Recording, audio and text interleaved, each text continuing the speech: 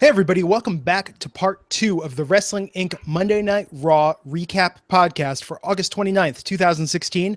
I'm here right now with Raj Giri, Wrestling Inc.'s own, and Matt Morgan will be rejoining us momentarily. So we made it through the first half of the show, and now we come to the second in the best of 7 series between Cesaro and Sheamus. I know when we talked about this last week, Raj, we predicted that they were going to trade wins for a while, but no, it looks like now 2-0 in Sheamus's favor. I mean, did this do anything to make you care more about the best of 7 series? I mean, I think it's better that they did it this way, just because just trading, 1-to-1 is it's just a little too predictable. Yeah. It made it seem a little more organic. So in a way, they're kind of 2-2 because Cesaro had won the 2 matches before the best of 7 started.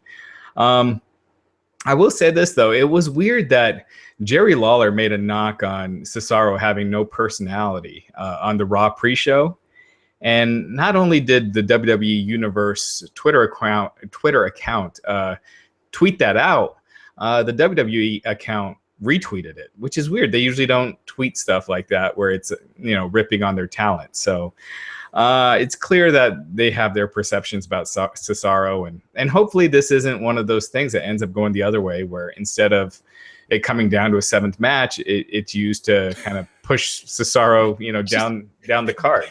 Bury him completely. Dude, you got shut out by Sheamus. I mean, that's see, I would take the opposite tack and actually say this is one of those instances where you get the Machiavellian mastermind that is Vince McMahon and creative saying no, Cesaro is at his best when his back is against the wall and when he's angry and when he feels like he has something to just get that piss and vinegar and riled up. So I'm kind of hoping we see that where he just gets heap after heap of static thrown at him. And then he just maybe we see that breaking point, which it seems like he's been leaning towards since the draft with his ever increasing anger about feeling marginalized. Right. That's my hope, at least. That's how I would, save where the storyline's going. But I thought the match itself was okay. We did since Matt's not back yet because he didn't want to share his thoughts, I did like that Braun Strowman's opponent this week was a luchador. I like that they changed it up a little bit. Yeah, I wonder if that had anything to do with the AAA pay-per-view this past weekend, or probably not. But I thought that was kind of funny. Yeah, why don't they just go full on against like Impact or the other promotion, get like Gilbert out or something, and let's just like completely make fun of the competition, in these squash matches. I think why didn't they get like a Conor McGregor stand-in and have him come out to get pummeled by Braun? That would have been like a good current events time. That actually would be kind of funny if they did that. Yeah. No, I'm surprised they haven't gone full on with that. So what was his name? Americo? Yeah, Americo. They pronounced it both ways on commentary, which shows how serious the commentary team is taking everything. But I did like that they added the thing about him removing the mask and that being super disrespectful. I thought that at least made it a little, there was a little wrinkle to it, a little bit more character development, something to keep it a little fresh and interesting. But as far as I'm concerned, like as long as they keep giving us this cavalcade of characters that are each interesting and dynamic and not just generic create a wrestler, that's what I like about these matches. I know we talked about how we talk about the opponents more than the guy they're trying to get over with the squash match, but that's the thing. To me, that's what makes it interesting is who they're destroying week after week. So Matt is MIA at the moment, but I'm sure he's not the most technically affluent guy, but I'm sure he'll be back on soon. Yeah. While we're taking a break here, waiting on Mr. Matt Morgan to rejoin us, I was watching. Oh, here he is. Hey, Matt. Go ahead. Keep going. So we were talking a little bit thoughts about Cesaro and Sheamus. Just if you had anything to add to that. Obviously it's a boring series. Nobody really cares about it. But here's the thing. That's why Cesaro's down 0-2 because they're doing everything they can to try to make it as exciting as they can. And Cesaro is an absolute crazy nut job for taking that backdrop tonight on the ring apron. That is a risk he doesn't need to be taken. I probably sound like some like Russo or somebody like that that's like 89,000 years old and doesn't appreciate the progression of the athleticism in the ring. That said, tonight he did not need that. He did not need to do that. Especially on Raw. It's one thing if this was at SummerSlam or something like that, where you want to take a bigger risk, but just a nothing TV match that no one's going to remember. Yeah, that seemed like a big unnecessary risk. That's a neck injury waiting to happen. Save that for match 7 of the 7-part series, not match 2. You don't open with just don't do it. No, it's not like gonna. Let me ask you about this, Matt, because your viewpoint on this is probably better than anyone's. So in this injury-prone era that we're in, what high-risk maneuvers do you think just aren't worth it at this point, given the injuries we've seen? You keep real quick.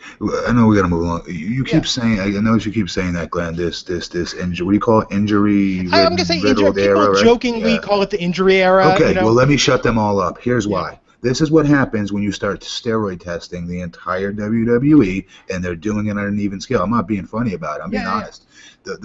These guys are on the road 5 days a week. They, more than any other athlete in America, more than football players, more than basketball players, more than baseball players, need their muscles recovered faster than any of the rest of them because they don't have an off time. There's no off season. Mm-hmm. So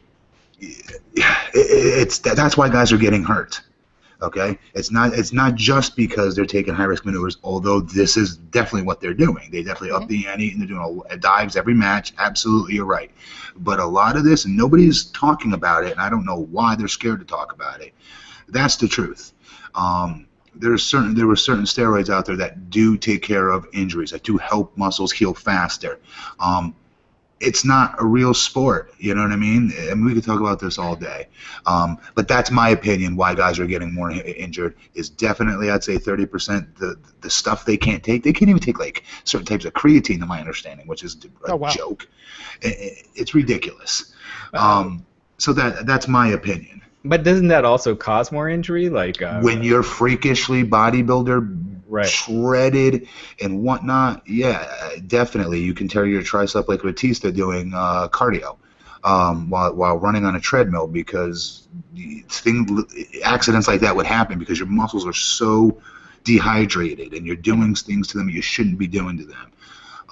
But look, I was a guy that was, and we're not saying, by the way, that Batista was on anything. Just that you were just saying it's a muscle. An example, like a weird incident, something like weird like that could happen. But let me be very clear. I'm 100% against steroids.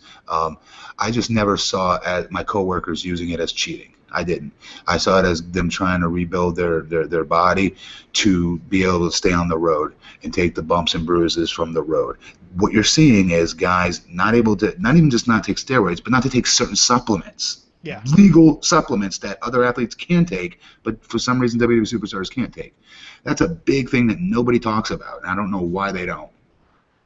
Well, it's interesting. I value getting your insight on that because that's different. I mean, so you have Bret Hart who's saying it's because these indie guys aren't taught to not hurt their partners and they're doing these crazy maneuvers. You have Scott Hall who's actually saying because they're soft, because they're not working as hard as they were back in the day, and your body like toughens up and gets used to it.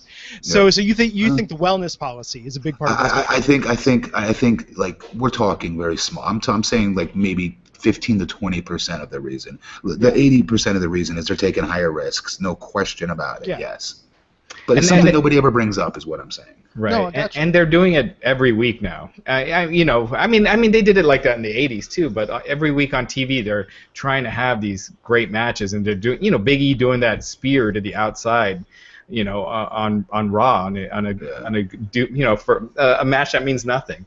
So it's a lot of unnecessary risk. You look at live events; it's exciting for fans because the matches are a lot better than they were back in the '80s. But in the '80s, there were, those wrestlers could get so much more out of doing very little.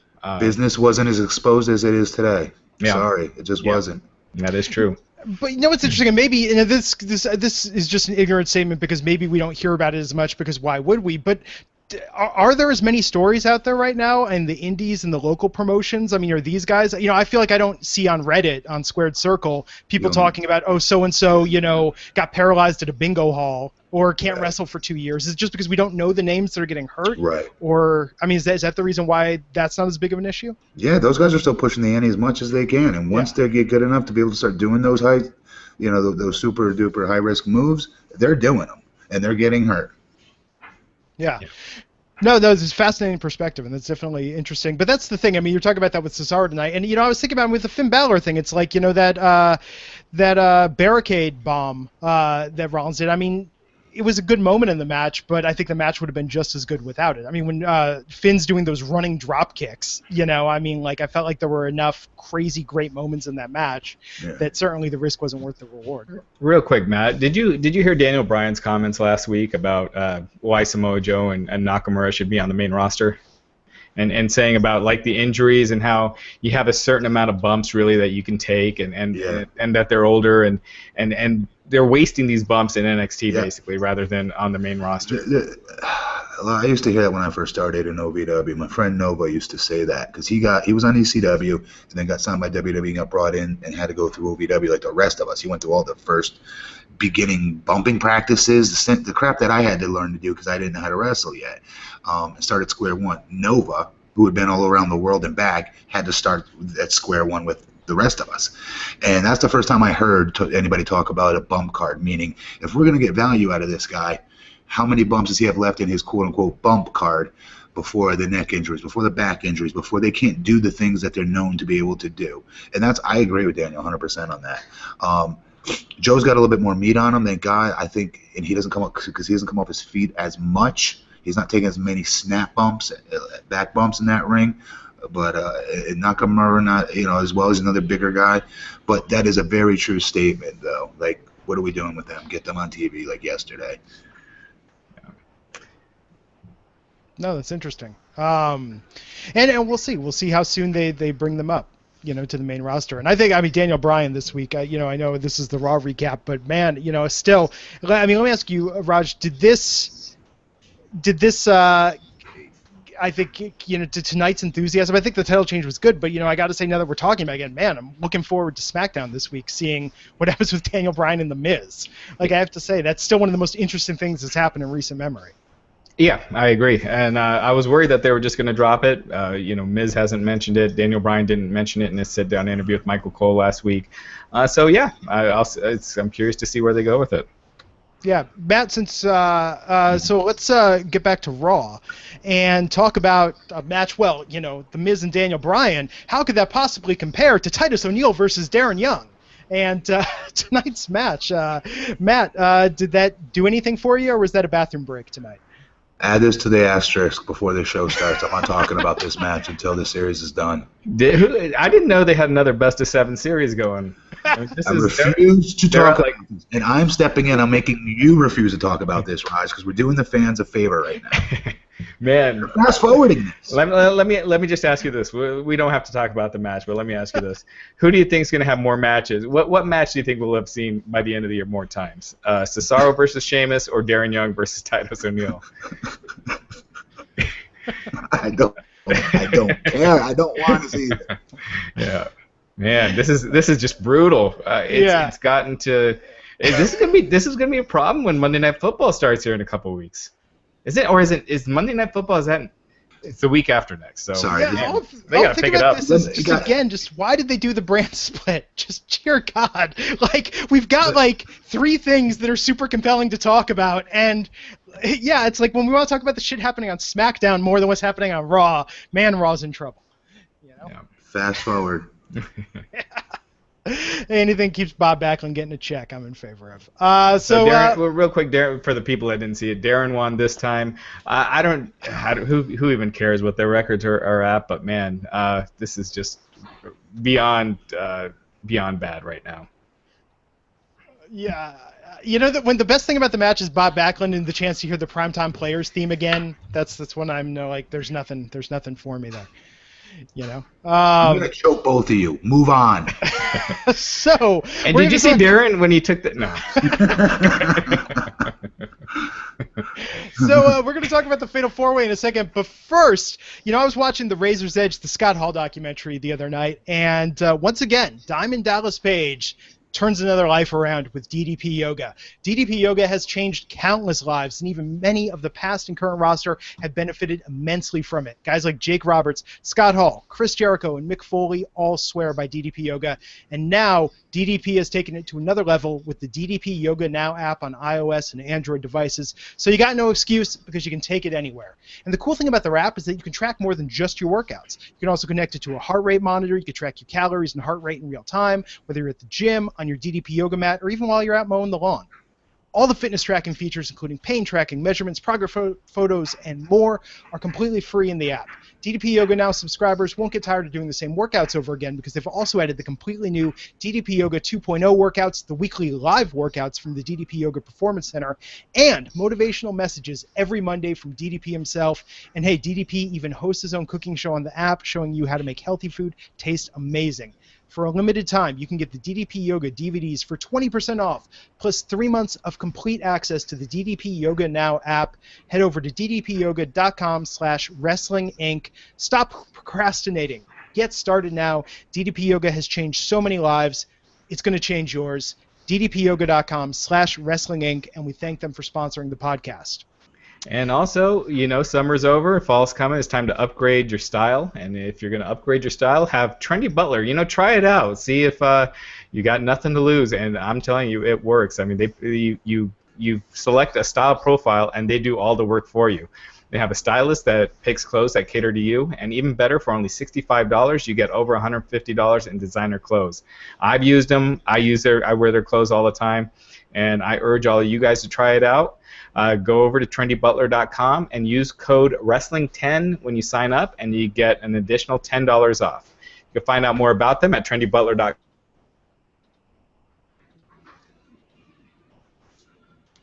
Did you lose? And on Twitter at trendy. I can hear you guys. Can you hear me? Yes. Yeah, I hear you now. Okay. Cut out at the end. Trendybutler.com. Wrestling10 is the promo code, in case anyone didn't catch that. So let's talk about this Fatal 4-Way action. So we had the match, Roman Reigns versus Kevin Owens versus Big Cass versus Seth Rollins.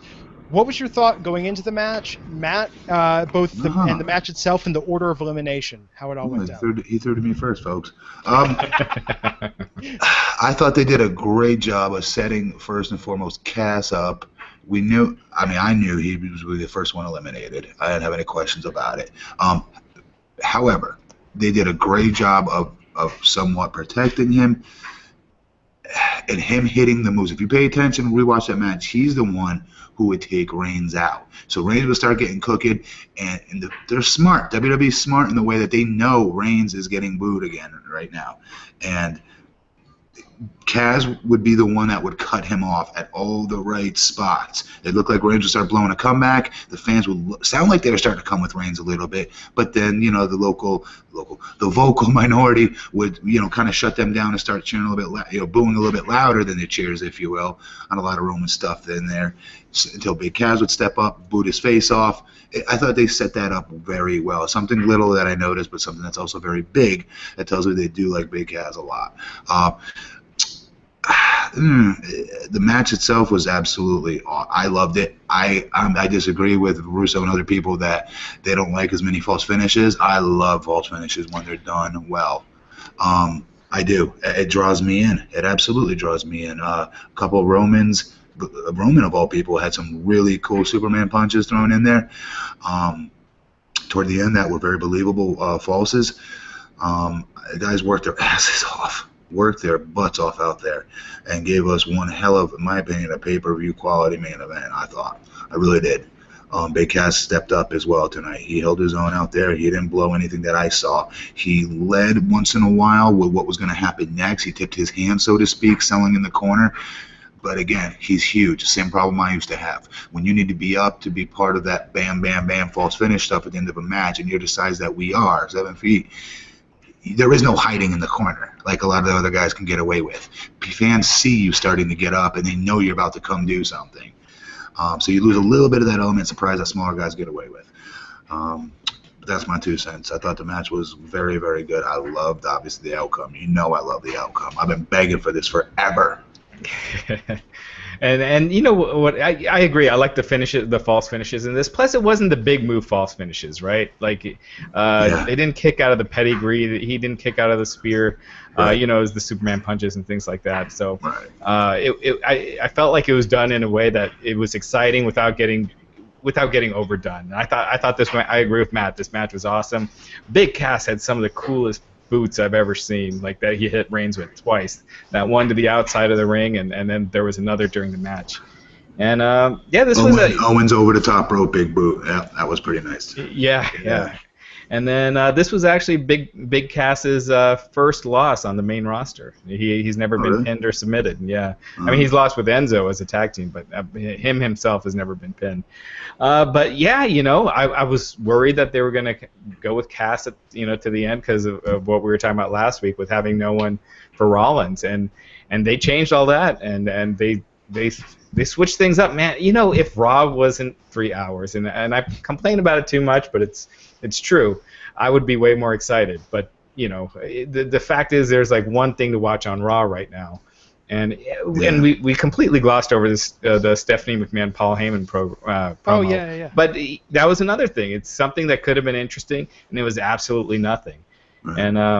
And this is all you got, but you know, it's still something to look forward to.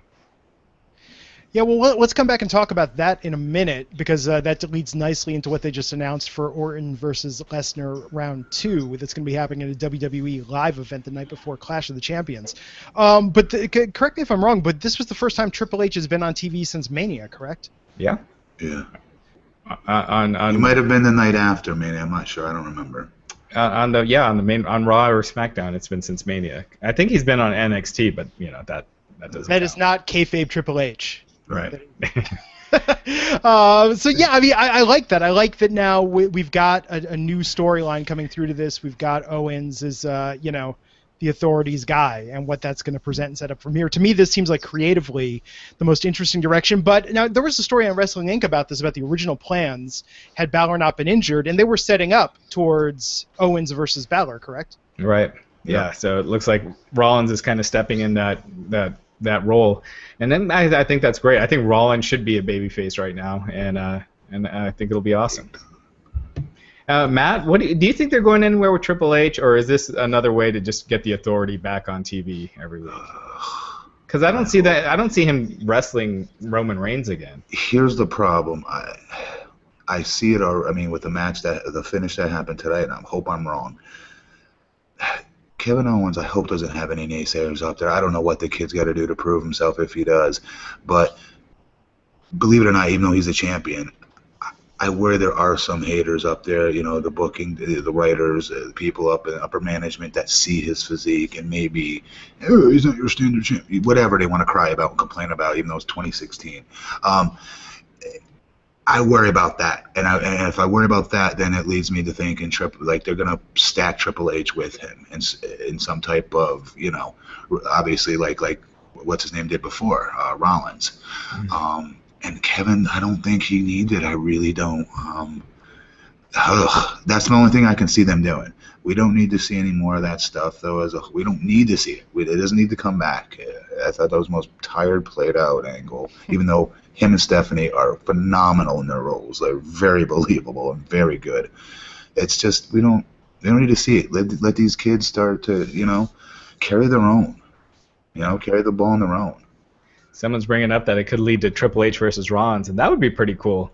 You know, if they build to it down the road, but I agree. I think Kevin Owens being put right back into like an Authority type of group just kind of I don't think it does much for him. Mm-hmm. And he can't clown Hunter the way that he does, you know, everybody else with, you know, like Jericho's. That's what made Chris Jericho so good. He's so comfortable with his own skin. You can make fun of him, you can do whatever you want, and he's still cool with it. He's just trying to get that dude over, you know. And Hunter's character just wouldn't be playing that, I don't say. You know, the real life Triple H is cool like that and funny. I don't think his character would be doing that. Right. Well, it was interesting how they played his reaction tonight. I mean, it was different expressions from Kevin Owens, seeing him looking, sort of shocked, surprised, Right. confused. I mean, I think we could potentially see some different dimensions. I think there's just so many. What I like about this, and this is where it taps into me of what I like about all fandom, is that when something happens in the story and I'm like, oh my God, there's like 8 different directions they could go with this, and they're all pretty interesting. It's like the fact that I'm even thinking about that to me says that this was good for the storytelling. This is why we watch wrestling. Yeah. Yeah. So let's talk a bit. Let's go back to that promo and talk about Paul Heyman and Stephanie McMahon, and now this live event that was announced. That do you want to give everyone the complete details on it, Raj? Yeah. So Brock Lesnar is going to have a rematch with Randy Orton, but it's going to be at a Chicago house show on, I believe, it's September 24th. It's the night before Clash of Champions. It's kind of weird that you have a pay-per-view match that would still do well, and you're doing it on a house show. I know Brock Lesnar is contracted for X amount of house dates, but that's usually when they put him in with the Sheamuses or the Alberto Del Rios. This seems like a odd departure from that formula. You don't think though this will be on the network? Well, the fact that it's the night before Clash of Champions makes me think that it probably wouldn't be. It shouldn't, but yeah. Yeah, they could easily do it. But yeah, it seems weird. Matt, how would you think? Do you think they should just have, if it ends up being a network special and it's televised, you think they should still have Lesnar just win again? How many dates does he have left? Oh, I think he re-signed last year for 2 years, so it's probably up around WrestleMania, but he'll probably re-sign again. So he's good through Mania, right? Yeah. Brock's got to go over. Yeah. He does. I agree. All right. By the way, really quick, I'm sure you're excited to see Stephanie completely, yet again, do what? Drum roll, please. Raj, what'd you do? Dressing somebody down savagely this time. I mean, I think Stephanie takes more pleasure dressing down Paul Heyman than other people. Like she wanted to make sure everyone knew he had no balls. Like she went out of her way for that one. She is so good, though. I'm sorry. She is so good in this role. Like I wish she could wrestle. Like I wish she can get in the ring and be a performer, so we can get some money out of this. She is that good. You hate her. You can't stand what nobody there watches that likes her. Yeah, She's it's just a great heel. That heat just never goes anywhere. It just stays on her. Yep. Yes, it does. Emasculation City. Yep. Right. Well, and that's the weird thing if they don't do this as the network special. So that promo tonight, I mean, was all continuing the storyline and adding this new wrinkle to it with Paul talking about her being the sole heir to the McMahon. I mean, and him doing the thing where he was like kissing her ass and at the same time looking like he was getting one over on her at the end. Like if that... I don't know. It seems weird if they don't do this as a live special on the network, because how do they keep the storyline going if we're not going to see the next chapter? I think they're building to Brock and Shane is what they're building to. I mean, they didn't mention Orton at all. Yeah. Well, yeah, I'll be curious to see if they announce something more happening with it. What else do we have for this week, Raj? Mr. Fuji passed away. Oh, legendary Mr. Fuji passed away Saturday morning. He was 82 years old. Matt, did you ever get a chance to interact much with him? No, I wish I did. He's the very first person or anything in wrestling that I got introduced to the foreign object by as a little boy watching. Every one of us remember Mr. Fuji as a little boy watching wrestling. Huge part of our childhood, as far as watching and what's embedded in our head when we think pro wrestling. Yeah. Yeah, him and Don Morocco and him and Demolition always stick out to me because they were. That's when I really got huge into wrestling. And Mr. Fuji, he's one of those like Bobby the Brain Heenan, such an iconic manager that you almost forget that he was a 5-time former WWE Tag Team Champion, and had a great career. So definitely one of the iconic managers. His promos made no sense; they were insane, but he was memorable. Yep. Didn't matter. I always thought he was evil. That's all he needed to get across. Yeah. Do you remember there was one period of time where they had him managing Jeff Jarrett? What? It was the weirdest. It was like 2 weeks that they did it, but I remember thinking that was the weirdest pairing I've ever seen in wrestling. But yeah, that is. But yeah. No, that was great tonight that they did the full retrospective. Like, I didn't really know much about his wrestling career. I think, I came into wrestling literally right about when he started his manager turn, so I thought it was really interesting and all-encompassing tonight. But man, 82, as far as I'm concerned, if you're making it north of 80, that's a triumph. And I thought that was a really nice video package they did for him tonight. Yeah, and also Bo Dallas was arrested on Friday on his way to Mexico. Got pretty wasted. Sounds like their flight was delayed for a few hours, and he had several drinks and I guess caused a bit of a skirmish on the flight and got kicked off and ended up getting arrested. WWE, you just never know which way they go with releases and stuff. But Matt, do you think this is something that he could get released over? Honestly, I hope not, because how old? Do you know his age? Do you know how old he is? Oh gosh, early 20s still. Let me look it up real quick. The reason I'm saying that, just real quick, guys, is because we all made mistakes growing up. 26. People could say, well, you're a young man at this point. You should know better. But I've made so many mistakes. I'm a former, pill addict myself. That's now about to be 10 years sober. I've made many mistakes. Nobody's perfect. I'd like to see him get another opportunity just to let this be what it is, that one isolated thing that he got out of control doing, do whatever penance he needs to serve without being fired and losing his his livelihood, his job. I never saw anybody lose their job. I know back in the day, guys could get away with this all day. In fact, guys would be patted on the back for stuff like this back in the day for whatever stupid reason. But, it's just a different era. You never can tell. There's so much media out there covering all this stuff nowadays, and image is literally everything. Actually, the perception of your image is everything nowadays. So I hope for his sake that they don't do something like that, and they look at it what it is. The kid made a mistake. Let him see if he can learn from it and not repeat it again. Yeah. Now, Raj, I know Wrestling Inc. had the story on this, and Bo was drunk on the plane, apparently singing songs from The Lion King at the top of his lungs. No, that was before the flight. Oh, that was before the flight, The Lion King. Now, do we know, has Bixen Span pulled the police report to see which song from The Lion King he was singing drunk? Again, that was before the flight in question, but it was the Amuimowe song at the restaurant before the flight. It actually was, Which should tell you where he's at as far as a young man. He's still maturing, guys. Yeah, exactly. And I didn't know he was 26. I didn't know Bray Wyatt's 29. That family man has got some old genes, Yeah, I mean, remember Emma got released for a few hours for getting busted shoplifting, but then they brought her up, brought her back later that night and kind of undid it. So hopefully, it doesn't look like they're rushing to anything, so hopefully that works in Bo Dallas's favor. Yeah, I hope so. Yeah, I just hope they give him something. I mean, he was on, Superstars or Main Event, one of them this past weekend, teaming with Curtis Axel. I watched that match. But, he feels like post-draft and post-disbanding the Social Outcast, they just don't have anything for him right now. Right. Yeah. All right. Cool, man. So coming up this week, we got SmackDown Live.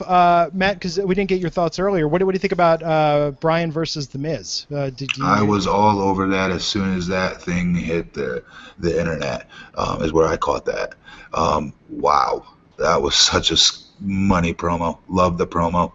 I don't know what this means. I mean, obviously, Daniel Bryan can't wrestle. They're not going to let him wrestle. I hope your hopes aren't up that Daniel Bryan's going to wrestle, right? That ain't happening. Nope. All right. But there could be some good stuff on the mic where Miz can prevail because he's not going to have to wrestle, where Daniel Bryan would make him look silly.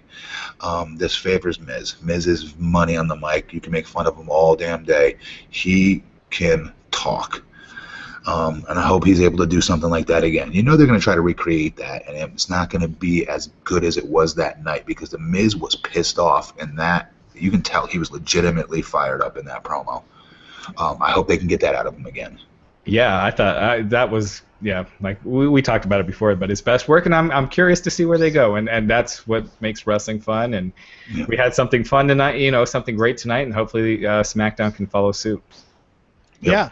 No, the Kevin Owens era has begun. I'm going to have to run out and get a replica belt because now confirmed I know who I'm being for Halloween. People might actually know who he is now for a change.